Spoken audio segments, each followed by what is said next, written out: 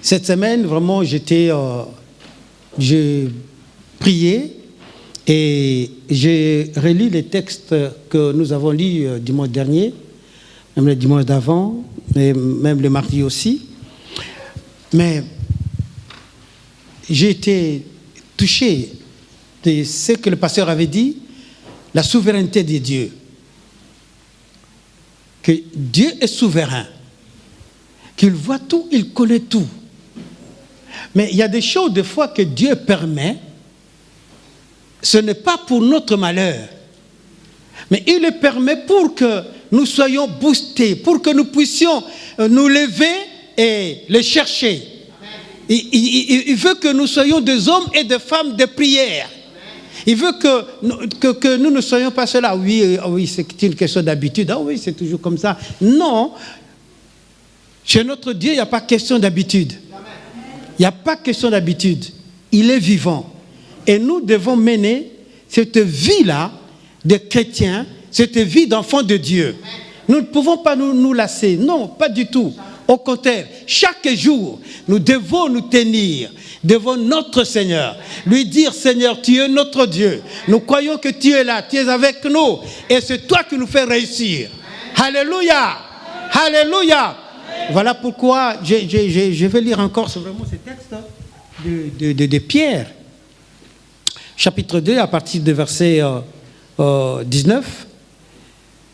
Car c'est une grâce de supporter des afflictions par motif de conscience envers Dieu, quand on souffre injustement. En effet, quelle gloire y a-t-il à supporter de mauvais traitements pour avoir commis une faute? Mais si vous supportez la souffrance lorsque vous faites ce qui est bien, c'est une grâce devant Dieu. Alléluia.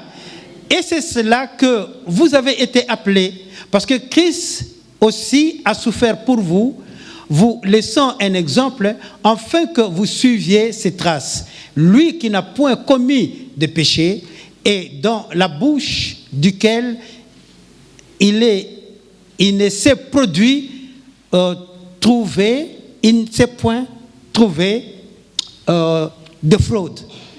Lui qui n'a injurié, rendait point d'injure, maltraité, ne faisant point de menace, mais s'en remettant à celui qui juge justement, lui qui a porté lui-même nos péchés en son corps sur le bois, afin que, morts au péché, nous vivions pour la justice. Lui par les meurtrissures duquel vous avez été guéris. Amen. Amen. Alléluia. Donc nous devons supporter même les afflictions, même les problèmes qui nous arrivent. Ne regardons pas ces problèmes. Disons plutôt, parce que Jésus est vivant, les problèmes ne sont pas des problèmes. Les problèmes ne sont pas des problèmes. Alléluia. Hein? Dieu est avec nous. C'est pourquoi nous allons écouter cette parole que nous écoutons chaque fois. On nous rappelle, comme Pierre l'a dit, je vous rappellerai, je vous dirai toujours de ces choses, car cela est bénéfique pour vous. Nous allons lire dans Marc, au chapitre 11, de versets 20 à 24. Et le deuxième texte, ça sera dans Jacques, chapitre 5, de versets 13 à 18. Amen. Amen. Nous croyons qu'en écoutant ces deux textes, nous pouvons donner directement l'intitulé de notre prédication d'aujourd'hui. La prière qui mène à expérimenter la puissance de Dieu. J'ai lu qu'il y a un homme de Dieu, un serviteur de Dieu, en Angleterre, à Londres, qui s'appelait William Tyndale. Cet homme croyait en Dieu. Et il a voulu que tout le royaume puisse avoir l'Ancien et le Nouveau Testament, donc la Bible. Alors, il a commencé à traduire l'Ancien et le Nouveau Testament du grec, de l'hébreu, en anglais. Mais le roi Henri VIII, ayant appris cela, comme il était soutenu par les prêtres, parce qu'il n'y avait que les prêtres qui avaient autorité de lire la parole et d'expliquer et de donner l'explication aux fidèles. Mais William, lui, il voulait que chacun puisse avoir vraiment, puisse être en possession de la Bible.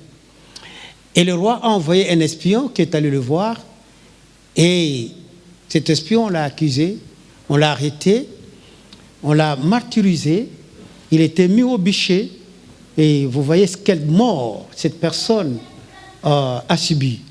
Mais avant de mourir, il a fait une prière, une courte prière. Ô Seigneur, si tu peux seulement ouvrir l'œil spirituel du roi d'Angleterre. Et il a rendu l'âme.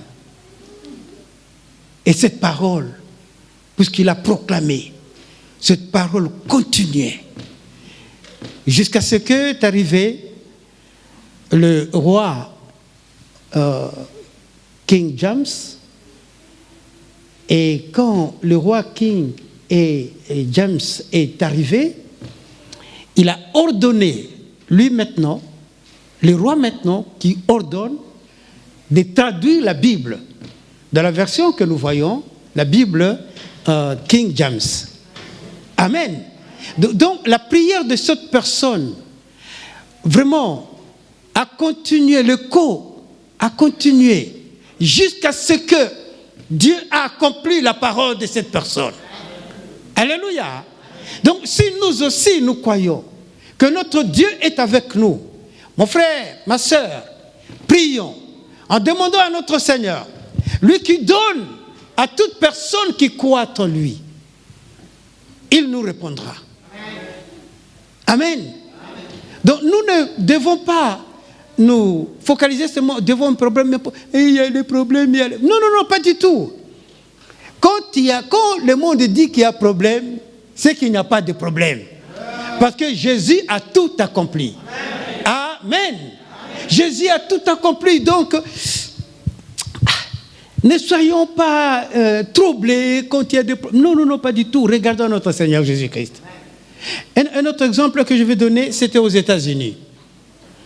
C'était dans un village où il n'y avait que des agriculteurs. Et puis, il y a eu un temps de sécheresse qui s'était vraiment prolongée. Et la terre ne pouvait plus produire. Il s'aimait, mais il n'y avait pas de production. Il n'y avait rien. Il n'y avait rien. Il n'y avait pas de moisson. Et alors, les gens sont allés voir les pasteurs.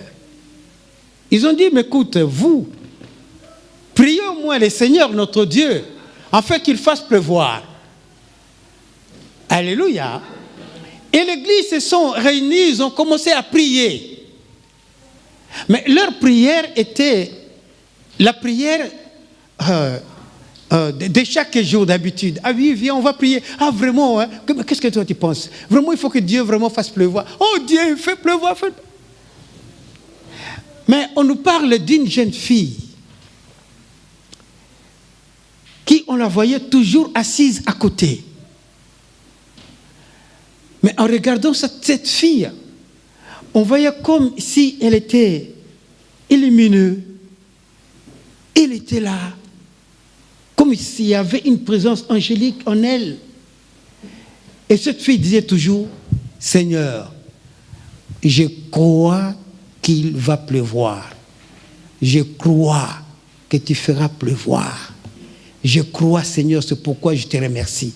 Et les gens venaient écouter.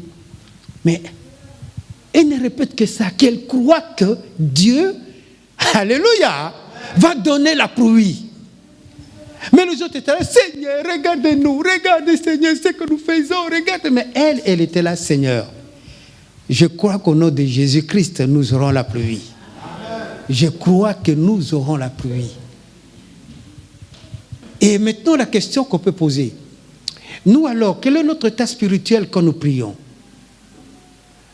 Est-ce que nous prions seulement pour que les gens nous voient que nous prions, ou nous prions pour que les desseins de Dieu s'accomplissent?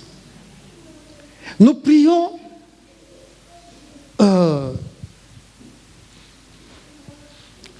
selon le monde, selon ce que je peux dire à mon frère, à ma soeur, ou bien je prie vraiment en croyant que notre Dieu est là et il va répondre à la prière. Et un troisième exemple que je vais donner, c'est un missionnaire, Hudson Taylor. Il était un missionnaire. Il devrait se rendre en Chine.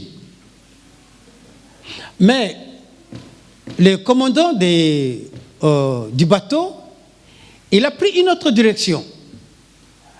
Mais le missionnaire voulait arriver vite en Chine. Après quelques jours de navigation, il n'y avait plus de vent. Et le bateau s'est arrêté. 1 jour, 2 jours, 3 jours. Les gens commençaient de se lamenter. Et les marins, ils ont laissé tout leur travail. Même le commandant était là. Écoute, on va attendre jusqu'à ce que le vent va reprendre. Il va souffler encore. Mais ils attendaient. Et puis le commandant s'est rappelé qu'il y a Taylor dans ce bateau qui voulait se rendre en Chine. Et le commandant va le voir. Il lui dit, mais pasteur, fais quelque chose pour que le vent souffle afin que nous continuions. Et Taylor lui dit, avant que je prie, il faut changer de direction. Alléluia. Il dit, il faut changer de direction. Vous avez pris une autre direction. Mais si vous changez de direction, là, moi, je vais prier. Et alors, les marins sont venus, ils ont dit, qu'est-ce qu'il connaît, cet homme de la navigation? Il ne connaît rien. Mais comment est-ce qu'il nous dit que nous devons changer la direction? Mais moi, je me suis rappelé à Paul. Quand Dieu avait visité Paul, alors qu'il allait à Rome, il devait se rendre à Rome, et le vent s'est levé, et l'ange est venu dire à Paul, non, écoute, ne craignez pas, vous ne mourrez pas. Hein, il y aura seulement des pertes matérielles, mais vous ne mourrez pas. Paul avait la réponse de Dieu. Amen. Alléluia. Amen. Il avait la réponse de Dieu. Mais le capitaine du bateau, au lieu d'écouter ce que Paul a dit, non, il est allé voir le navigateur qui était là, qui avait l'habitude, et le commandant militaire aussi qui était là. Au lieu de croire à ce que Paul avait dit, ils ont dit non, écoute, il faut tout jeter, il faut tout balancer. Mais après tout, Paul avait eu raison, parce que personne n'était mort. Personne n'était mort. Amen, non? Et là, Taylor dit, non, avant que je prie, il faut changer la direction. Mes frères et sœurs, nous devons changer notre façon de prier. Nous ne pouvons pas continuer toujours à prier comme on le fait d'habitude. Il n'y a pas d'habitude. Nous devons prier selon la parole de Dieu. Nous devons prier selon la prédication de la parole de la chair. Même la prédication que nous recevons aussi dans la semaine. Ou bien dans notre méditation, quand Dieu nous donne la direction, nous pouvons aussi prier selon la parole de Dieu. Amen. Mais ne prions pas par des motifs.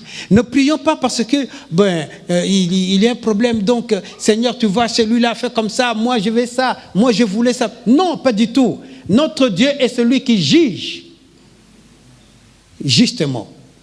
Alléluia. Amen. La Bible dit c'est un juge juste. Amen. Il est un juge juste. Donc, il ne regarde pas nos cœurs, il ne regarde pas ce que nous disons, non, mais il regarde ta foi. Est-ce que cet homme a la foi ou pas? C'est ça. Et Taylor, quand le commandant a changé de direction, il est descendu dans sa chambre, il est allé dans sa chambre et il a commencé à prier. Et alors, il était dans la prière. Il attend à la porte. Il y a quelqu'un qui frappe à sa porte. Taylor était là, il a arrêté la prière.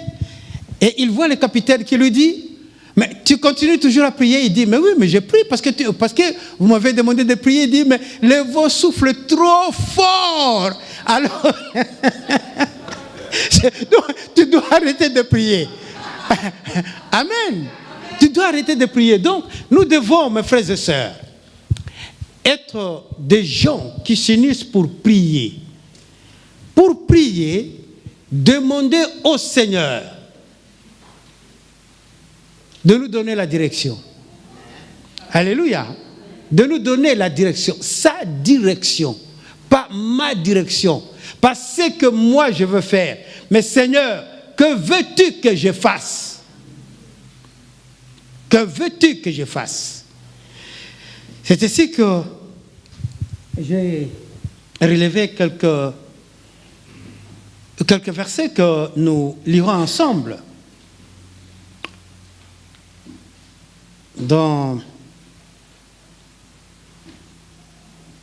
Et quand Taylor était descendu pour prier, et les marins ont commencé de se moquer de lui. Il va prier. Qu'est-ce qu'il pense? Il pense vraiment qu'il aura du vent. Ils ont commencé à dire, mais où est-ce qu'il va? Mais qu'est-ce qu'il va faire lui? Mais qu'est-ce qu'il va faire? Mais Dieu écoute et exauce la prière des justes. Amen. Alléluia. Quand un juste prie, Dieu écoute. Il y avait le problème du péché dans le monde, mais Jésus seul est venu, il a apporté la solution. Amen. Alléluia. Et Jésus a choisi ses disciples, il leur a donné cette commission d'aller faire de toutes les nations des disciples. Donc celui qui s'élève au nom de Jésus-Christ, qu'il sache que la parole que Jésus avait dite, vous ferez ce que moi je fais, et vous le ferez plus que moi parce que je retourne au Père, sachant que cela va s'accomplir. L'église, c'est l'église de Jésus-Christ. Alléluia. L'église, ce n'est pas l'église d'un tel de Pasteur Gilbert ou bien non, pas du tout. C'est l'église de Jésus-Christ, c'est lui qui est la tête et le chef suprême de l'église. Amen. Vraiment, que le Seigneur soit béni pour tout ce qu'il est, pour tout ce qu'il fait. Il est notre Seigneur. Ainsi, j'ai noté quelques versets. La prière des justes, c'est une force. Une force qui est plus puissante que les bombes H. Les bombes, je dis les bombes, donc on peut les assembler. Il y a les bombes H, les bombes atomiques, et les bombes. Les bombes peuvent exploser, mais ça ne résoudra jamais le problème du péché. Est-ce que nous avons compris?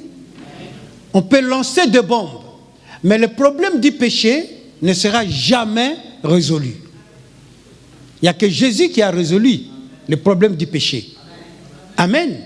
Donc, quand tu pries au nom de Jésus-Christ, sache que tu as le pouvoir, la puissance de détrôner, de lier Satan, de lier ses acolytes, de briser ses œuvres, de neutraliser tout ce qu'il a fait. Nous avons ce pouvoir. Dis à ton frère, à ta soeur, tu as ce pouvoir. Alléluia. C'est pourquoi nous devons, frères et sœurs, marcher dans la sanctification. La sanctification n'est pas quelque chose que nous devons dire, ah oui, marcher dans la sanctification, marcher dans la sanctification. Non, pas du tout. Dieu connaît ton cœur. Dieu sonde le cœur et le rein. Et si tu ne marches pas selon la parole de Dieu, tu peux beau et bien dire ce que tu veux. Dieu ne t'écoutera jamais. Mais si tu marches dans la sanctification, c'est là où Dieu répond à la prière. Parce qu'il te déclare juste. Amen. C'est pourquoi dis à ton frère, à ta sœur, le juste de Dieu soit béni.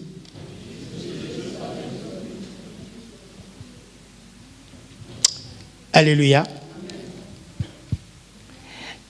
Et nous devons nous rendre compte aussi que la prière est l'une des promesses extraordinaires que Dieu nous a données après le salut. Quand nous avons accepté Jésus-Christ, Dieu nous donne cette promesse que tout ce que vous demanderez au nom de Jésus, il le fera. Tout ce que vous demanderez. Et ce qui est bien aussi, nous avons dit, j'ai cherché, personne. Mais Dieu dit ceci, qui se laisse trouver par ceux qui les cherchent. D'un cœur sincère, il se laisse trouver. Même quand tu les cherches en ton nom, tu ne sais pas encore comment faire, mais vraiment Dieu, je veux, Seigneur, il n'y a que toi. Dieu va se laisser trouver par toi. Amen. Alléluia. Voilà pourquoi, mes frères et sœurs, la Bible nous dit d'éviter toute discussion vaine. D'éviter tout ce qui peut nous séparer de Dieu. D'éviter tout ce qui peut mettre barrière pour que nos prières ne puissent pas être exaucées. Nous devons marcher selon la parole de Dieu. Il y a l'homme de Dieu, Wesley, qui a dit, nous pouvons changer le monde à travers la prière. Amen. Nous pouvons changer le monde. Les 120 qui étaient dans la chambre haute, qui attendaient l'accomplissement de la parole,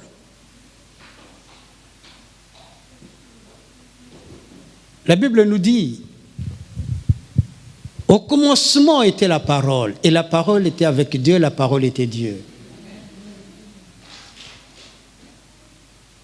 C'est qu'au commencement, c'était Jésus. Alléluia. Amen. Au commencement, c'était Jésus. Et la Bible nous dit dans Genèse chapitre 1er que l'Esprit de Dieu voguait sur le flot d'eau. Et l'Esprit dit. Ésaïe et Joël ont vu le commencement et la fin. Joël dit, vers le temps de la fin, je déverserai mon esprit sur toute chair. Alléluia. Nous voyons, alléluia, nous voyons que Jésus est alpha et au commencement, Jésus. À la fin, Joël dit, je déverserai mon esprit. C'est l'esprit de Jésus-Christ. Alléluia. Et celui qui vit en nous. C'est pourquoi, frères et sœurs, nous les rappellerons toujours. Sache que ton corps a de la valeur.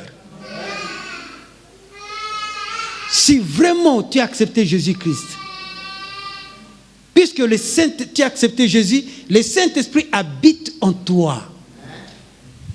Mais ne te comporte plus comme les gens du dehors. Comment est-ce que les gens du dehors, en te voyant ou en t'écoutant parler, comment est-ce qu'ils peuvent reconnaître que celui-ci est de Dieu ou il est de nôtre? Si tu as le même langage qu'eux, si tu as le même comportement qu'eux, comment est-ce que ces gens-là peuvent-ils venir à Jésus-Christ? Un pasteur avait dit qu'un ancien est allé témoigner Jésus-Christ. Il a témoigné Jésus et il a gagné une âme. Il a amené cet homme à l'église. Arrivé à l'église, c'était la prédication. Au moment de la prédication, l'ancien était là. Et cette personne s'est dit, c'est un ancien. Donc, quand tu viens à l'église, tu peux dormir. Il dit, donc, quand tu viens à l'église, tu peux dormir. Parce que l'ancien qui m'a invité, il dort. Donc, moi aussi, je peux dormir. Et le dimanche d'après, l'ancien dormait. Et le nouveau aussi. Ce deuxième dimanche. Ouais, je suis dormi. Mes frères et sœurs, nous devons faire très attention de notre façon de parler. De notre façon de présenter Jésus. Tu es chrétien. Tu es enfant de Dieu. Mais comment sont tes interventions? Quand tu parles aux gens du dehors, est-ce que tu as le même langage qu'eux? Ou bien tu as un langage qui témoigne que Jésus est le Christ? Hier, au cours des baptêmes, aux enseignements de baptême, nous avons vu que le baptême, c'est un engagement, c'est aussi un témoignage. Amen. Un engagement, tu t'engages à servir Dieu. Tu t'engages à marcher selon la parole de Dieu. Tu t'engages à mettre ta bouche en bride. Donc, non, je ne peux pas parler. Non, je ne peux pas exagérer. Vous savez, il y a des gens qui animent les rencontres. Hein? Quand vous vous racontez comme ça, s'il n'y a rien, ils cherchent toujours un problème. Tac, ils commencent, ils lancent. Ils cherchent toujours à provoquer. Qu'est-ce que je vais dire? Et les autres qui sont là, ah ouais, vraiment c'est animé, lui il est là, oh il faut dire ça, oh, il faut dire ça. Et on ne sait plus, est-ce que c'est une rencontre mondaine ou bien il y a un chrétien parmi ces gens-là, ou il y a des chrétiens qui sont là. Nous devons, frères et sœurs, puisque nous sommes chrétiens, la Bible nous dit que dans une source, il ne peut pas jaillir à la fois de l'eau amère et de l'eau douce. Alléluia. Pas du tout. Donc nous devons savoir qu'est-ce que nous disons, afin que nos prières soient exaucées. Et il y a Calvin qui a dit aussi, nous pouvons monter une muraille de forteresse. Donc quand nous prions, nous demandons à notre Seigneur, Dieu peut faire qu'une muraille, pouf, ça monte là. Quel que soit ce que l'ennemi veut faire, il ne peut pas passer. Alléluia. À cause de ta prière.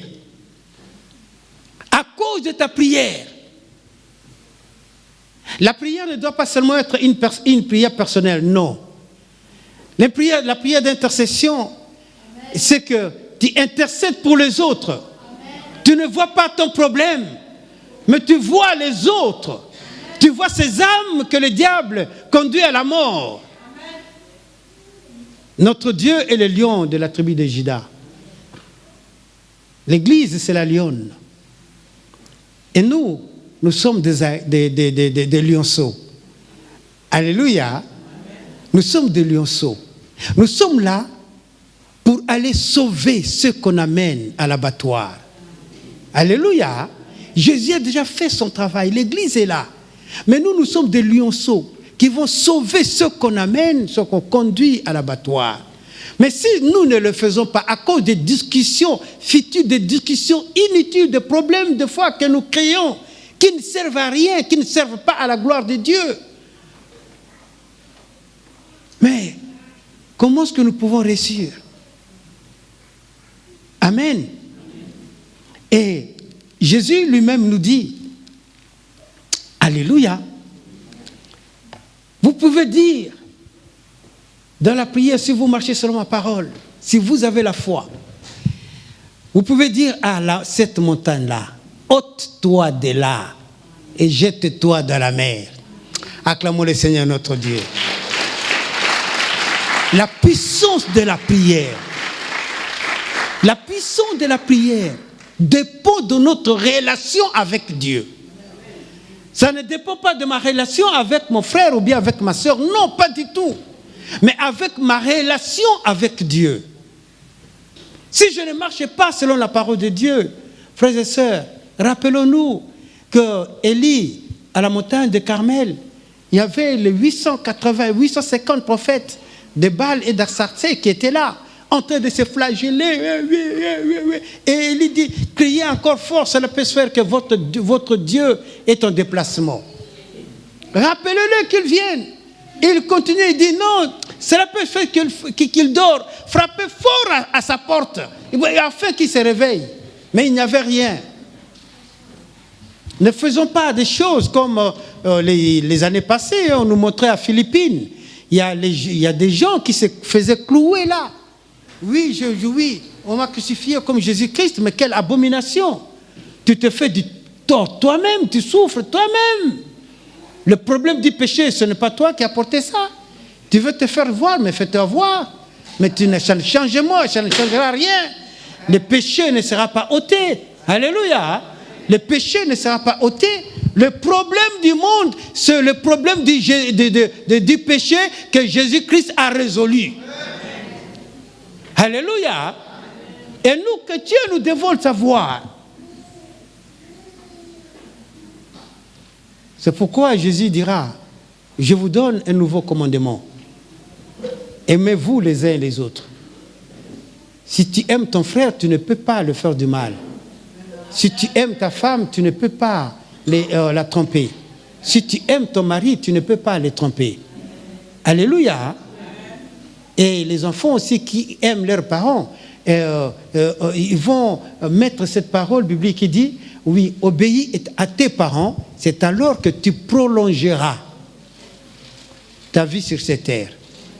Alléluia. C'est des versets bibliques, nous connaissons cela. Mais pourquoi c'est difficile? C'est seulement parce que nous voulons porter notre fardeau nous-mêmes. Mais si nous disons que Jésus a tout pris, il a tout pris, donc moi je mets seulement sa parole en pratique. Un point, un trait. Le diable ne peut pas venir te troubler. Le diable trouble les gens parce que tu cherches à faire quelque chose par toi-même, à ta façon, selon ton raisonnement. Mais la Bible nous dit, vos pensées ne sont pas mes pensées et vos voix ne sont pas mes voix. Voilà pourquoi nous devons toujours marcher selon la parole de Dieu. Amen. Oui. Et nous allons voir pour quelles raisons devons-nous prier. Pourquoi nous devons prier? Mes frères et sœurs, quand nous prions, nous recevons des forces. Tout à l'heure, quand nous étions là, je dis, la louange, j'aimerais très bien que la louange, l'adoration continue, car notre Dieu siège au milieu de louanges. Amen. Notre Dieu change au milieu, règne, siège au milieu de louanges. J'ai vu, pas une seule fois, j'ai vu à maintes reprises dans notre église ou dans d'autres églises qu'on allait prier. Nous avons vu des choses. Moi, je n'ai pas été dans plusieurs églises. Non, j'étais dans mon église. Et aussi, quand le pasteur Salvarage avait commencé, on avait commencé presque la même chose, mais lui, il avait commencé l'école biblique avant la plupart des pasteurs. Et on allait là-bas. Et c'est là aussi que nous avons vu la main de Dieu. Alléluia. Nous avons vu un homme qui était bossu comme ça. Alors le pasteur priait. Et Dieu l'a dit, donnez un coup. Il a donné un coup. Cet homme s'est redressé. La bosse était partie. Alléluia. Dieu a sa façon de faire. Nous avons vu, on priait encore à Verneuil. Ma marite a été venue avec sa copine qui est algérienne, musulmane, qui avait une main comme ça. Et puis, il avait aussi la bosse. Et puis, elle est venue, elle était comme ça, tout triste, comme ça. Et ma marite lui a dit, assis-toi là à côté. Et nous étions au premier rangée et elle était derrière nous. Et alors qu'on faisait la louange, on louait l'Éternel notre Dieu, cette dame a commencé à dire, Rita, mon dos, Rita, j'ai chaud au dos, que pendant la louange, j'ai chaud au dos. Sa main là, qu'elle ne pouvait pas bouger, c'est avec cette main là qu'elle touche son dos. Acclamons le Seigneur notre Dieu. Qui est comme notre Seigneur? Qui est comme notre Dieu? Alléluia. Mais pourquoi on fait des témoignages? Pourquoi nous parlons de ça? C'est pour que nous sachions que le christianisme est réel. Alléluia. C'est réel. C'est vrai que Jésus-Christ est avec nous. Et celui qui est le chef et la tête de l'Église, c'est lui. Marchons selon sa parole. Ne regardons pas le problème. Amen. Donc pourquoi? C'est quand nous prions, le Saint-Esprit vient. Alléluia. Pourquoi nous prions? Quand nous prions, le Saint-Esprit vient. Nous avons lu dans Luc, nous lisons ça dans Luc chapitre 11, verset 13. Et Dieu nous a promis aussi le Saint-Esprit dans Actes chapitre 1er, verset 4. Dieu nous parle aussi. Actes 1er, 4 et 5. Alors que Jésus, après sa résurrection, il a parlé à ses disciples. Et puis, 4 et 5, il a parlé du royaume. Et au verset 8, donc 4, 5 et 8, au verset 8, il leur dit que vous allez attendre jusqu'à ce que le Saint-Esprit surviendra sur vous. Amen. Voilà la raison. Nous allons continuer encore. Les membres de l'Église primitive, alors qu'ils s'étaient réunis, après que Jésus-Christ est monté au ciel, ils sont restés. Ils faisaient le forum. Mais qu'est-ce qu'ils parlaient? Ils disaient de quoi? Ils ne disaient pas de ce qu'ils vont manger. Ils ne disaient pas de ce que les gens parlent. Non. Ils parlaient de ce que Jésus a fait. Jésus a fait ça. Jésus a fait ça. Il avait dit que le 3e jour, il ressuscitera. Et il est ressuscité. Il avait dit, Jésus avait dit, il s'est rappelé de toutes ces choses. Et ils étaient dans la prière. L'unité dans la prière. Alléluia. Nous devons être unis dans la prière. Dans la prière ne vient pas pour tes besoins à toi. Non. Nous avons dit qu'il faut intercéder pour l'Église, intercéder pour les autres, intercéder pour le monde. C'est la mission que Jésus-Christ nous a donnée. Intercéder pour que ceux qui sont encore dehors, que Dieu puisse le toucher par notre témoignage afin qu'ils viennent nous rejoindre. Amen. Et aussi, dans la prière, l'armée céleste est mobilisée. Alléluia. Hébreux chapitre 1er, verset 14. Quand nous prions, l'armée céleste est mobilisée. J'étais au Congo. On faisait la veillée.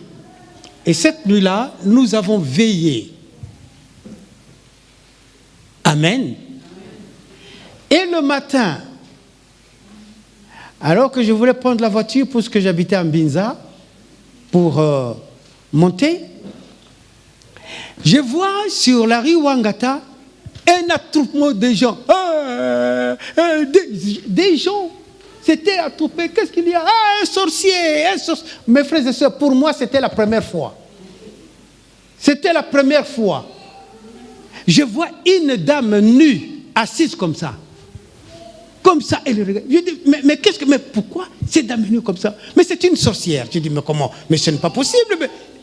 C'était la première fois pour moi. Alors on est venu.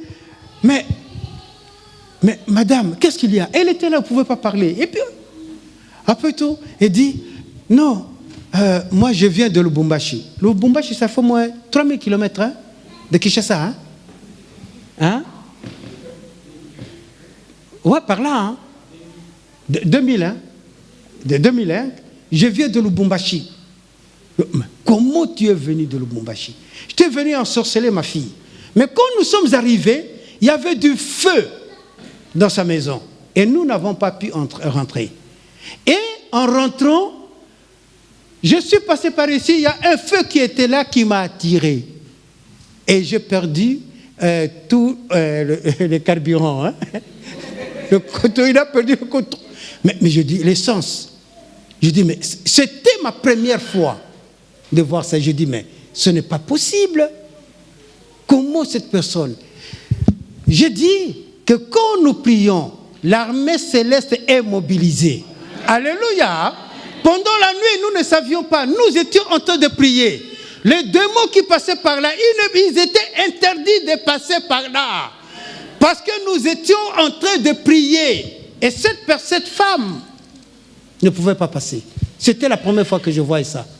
J'attends seulement les gens dire, ah oui, il y a la sorcellerie. Mais moi, c'était la première fois que je voyais ça. Et c'est la première fois aussi que je témoigne de ça. C'est pour montrer la puissance. Quand nous prions, l'armée céleste est mobilisée. Alléluia.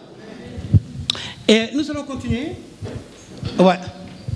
Et quand nous prions, l'autorité de Satan est liée et les mauvais esprits sont chassés. Matthieu chapitre 12, versets 28 à 29. Quand nous prions, l'autorité de Satan est liée. La Bible nous dit dans 1 Jean chapitre 3, verset 8, que le Fils de l'homme apparut pour détruire les œuvres du diable. Alléluia. Alléluia. Et quand il dit, ce que moi je fais, vous le ferez. Voilà. Donc nous avons aussi ce pouvoir de détruire les œuvres du diable. Nous avons ce pouvoir, il a dit, tout ce que vous lierez sur cette terre sera lié au ciel. Amen. Nous avons ce pouvoir, nous avons son autorité, nous avons sa puissance. C'est à nous, frères et sœurs. C'est pourquoi il ne faut pas être distrait. Il ne faut pas être distrait. Quand tu viens à l'église, ne soyez pas distrait. Il ne faut pas être celui qui est toujours là. Qu'est-ce qu'on a dit? Qu'est-ce qu'on a dit? Qu'est-ce qu'on raconte? Qu'est-ce qu'on raconte? Finalement, tu ne seras plus toi-même. Ah, celui-là a dit ça, celui-là a dit ça, celui-là a dit ça. Non, non, non, pas du tout. Alléluia. Nous avons... il faut prier que, Seigneur, je ne vais attendre que ta voix. Alléluia. Je ne vais attendre que ta voix, pas la voix des autres, que ta voix, Seigneur. Parle-moi, Seigneur. Enseigne-moi, Seigneur. Et il viendra, et il te parlera. Alléluia. Et comment devons-nous prier? Vous savez, Jésus nous a montré comment prier dans la prière de notre Père, quand les disciples l'ont demandé. Mais Marc, chapitre 11 et 21, nous encourage que nous devons prier selon la parole que nous écoutons. Alléluia, selon la parole de la Bible. Hein? Selon la parole de la Bible. Nous devons prier selon la parole de la Bible.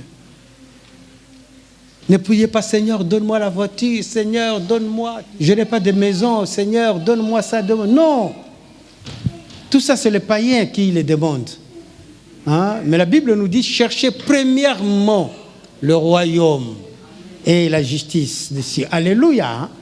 Et toutes choses vous seront données. Quand nous cherchons vraiment, premièrement, le royaume, alors Dieu nous donnera tout. Et quand nous prions, nous devons avoir la foi. Donc, ayez la foi en Dieu. Marc chapitre 11, verset 22. Ayez la foi en Dieu. Amen. Ayez la foi en Dieu. Nous avons dit que Dieu a 3 réponses qu'il donne. Ou bien il te dit non, je ne te donne pas. Puisque il y a 10 ans, il y a 20 ans, alors que j'étais chrétien, si Dieu m'avait donné beaucoup d'argent, je ne pouvais pas vraiment avoir le contrôle de cet argent-là. Pourquoi? Parce que mon cœur n'était pas entier. Alléluia. Mon cœur n'était pas entier. Je pouvais faire des choses pour me faire voir. Je pouvais faire des choses pour qu'on voie, ne m'a-t-on pas vu. Moi, j'aime bien les témoignages de pasteur Charlemagne qui dit chaque fois que ce garçon-là qui marchait comme ça, mais quand il a acheté la voiture, pasteur, comment est-ce qu'il faisait avec la clé?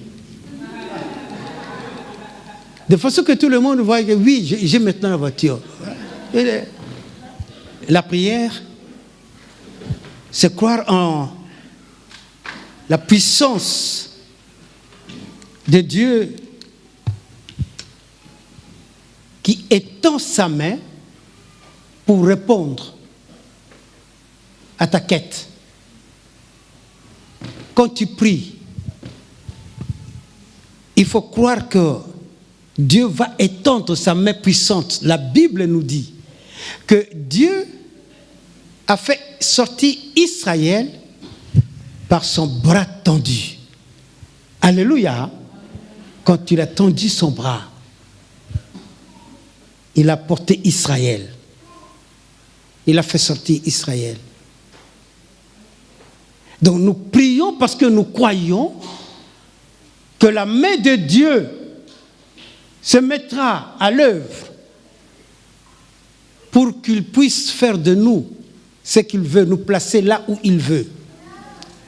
Alléluia. La prière des justes rend l'impossible possible. Alléluia. Rend l'impossible possible. La Bible nous dit, rien n'est impossible à celui qui croit. Je crois que Jésus est mon Seigneur et mon Sauveur unique. La Bible nous dit, si tu crois, alors tu as le salut. J'ai le salut. Alléluia. Je le crois. Vous savez, ça dépend des gens. Mais moi, au jour d'aujourd'hui, je suis arrivé à ce que Paul dit. Seigneur, je suis prêt à partir, à retourner chez mon Père. Je suis prêt. Je ne peux pas dire, attends, non, pas du tout. Que ce soit le jour ou la nuit, je suis prêt. Amen. Parce que je crois à ce que Jésus a dit.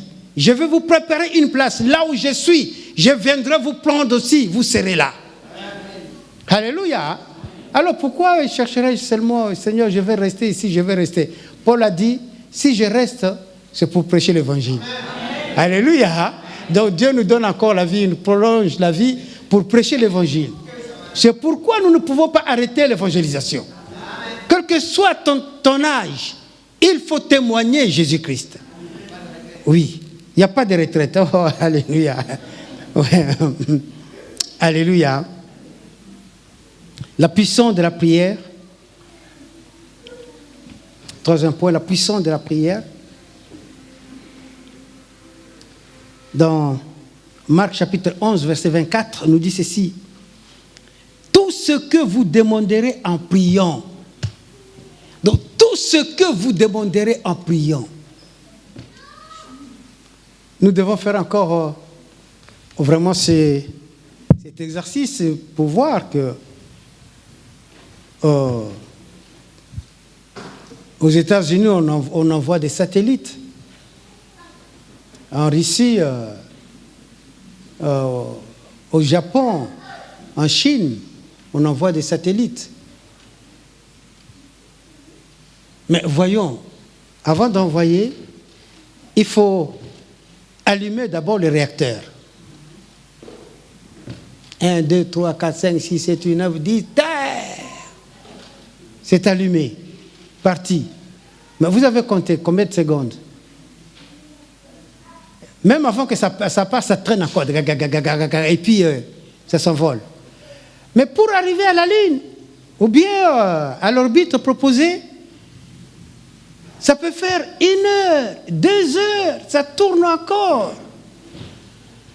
Mais mes frères et sœurs, quelle est la vitesse de la prière? Acclamons le Seigneur notre Dieu. Quelle est la vitesse de la prière? La Bible nous dit que là où Dieu siège, c'est vraiment éloigné. Mais quand tu pries ici, l'ange est venu dire à Daniel, le jour même quand tu as commencé à prier, le Seigneur m'a envoyé. Le jour même. Donc à l'instant même quand toi tu t'es agenouillé pour prier.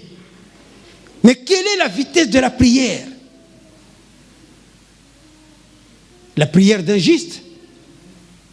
Alléluia. Pas la prière des méchants, mais la prière du juste. Quand il prie, du haut des cieux, Dieu écoute et l'exauce. Et tu as ta réponse. Le jour même, tu as ta réponse. Oh, que notre Dieu soit béni. C'est ainsi que nous voulons que notre église soit une église de prière. Nous voulons que notre église soit une église qui marche dans la sanctification, dans l'amour, dans la crainte de notre Seigneur. Alléluia. Nous voulons que notre église soit une église qui s'élève pour lever la muraille comme nous avons dit. Nous voulons que notre église soit une église qui déplace les montagnes. Nous voulons que notre église soit une église qui se réjouit dans la prière. Nous voulons que notre église soit une église qui se réjouit dans la louange. Alléluia. Alléluia. Ce qui veut dire, mes frères et sœurs, il ne faut pas attendre qu'on te dise « lève-toi pour prier » ou « lève-toi pour chanter ». Non, parce que tu es enfant de Dieu, je me lève pour glorifier mon Dieu. Alléluia. Oui, je veux que notre église soit une église qui va continuer l'évangélisation. Je veux que nous sachions que tu es citoyen céleste. Alléluia. Je veux que tu saches que le diable n'a rien à voir avec toi. Je veux que tu saches que Dieu t'a donné le pouvoir de lier les œuvres du diable. Je veux que nous sachions que Dieu nous a appelés pour marcher dans la victoire. Je veux que nous sachions que rien ne peut nous résister, car c'est Dieu lui-même qui est notre bon berger. Il marche devant nous et derrière nous comme notre arrière-garde, et en nous comme amis fidèles. Acclamons le Seigneur notre Dieu qui vit en nous. Il est notre ami fidèle. Il accomplit sa parole pour que le monde voie que nous sommes de Dieu. Que notre Dieu soit béni pour cette parole qu'il nous a donnée aujourd'hui. Amen. Que la gloire revienne à notre Seigneur.